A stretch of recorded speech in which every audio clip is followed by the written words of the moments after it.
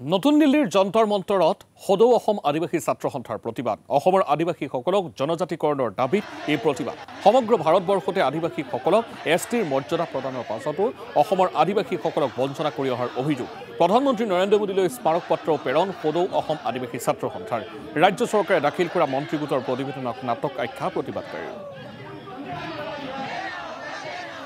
जी आदिवासी जनजातिकरण जी report पठाइছে আমি ইয়াত দিল্লীত আহি গম পালো এতিয়ালৈকে ৰিপৰ্ট আহি পোৱা নাই বুলি আমি স্পষ্টকৈ গম পাইছো আৰু ইয়াত আদিবাসীসকলক জনজাতি দিয়াৰ কাৰণে যি অসম চৰকাৰে পদক্ষেপ লৈছে আমি ধন্যবাদ দিছো কিন্তু নাটকীয়ভাৱে যদি কৰিছে অসম চৰকাৰক আমি মাননীয় হেমন্ত বিশ্ব শৰ্মা আৰু মোদীক আমি হুকিয়াই দিছো যে আদিবাসীসকলক আপোনালোকে ভাৰত স্বাধীন হোৱাৰ পৰাই গেম খেলি আছে এই গেম খেলাটো বন্ধ কৰক আদিবাসীসকলৰ জনজাতিকৰণ অধিকাৰ আমাৰ মাটি পট্টাৰ অধিকাৰ আমাৰ যি ৰাজনৈতিক অধিকাৰ যি শিক্ষা দীক্ষাৰ অধিকাৰ ইয়াৰ পৰা আমাক বঞ্চিত কৰাৰ কাৰণে যি ষড়যন্ত্ৰ যি আমাৰ কংগ্ৰেছ চৰকাৰ আছিলে কংগ্ৰেছৰ আদিবাসীসকলক আমাৰ যি 1947 जी आदिवासी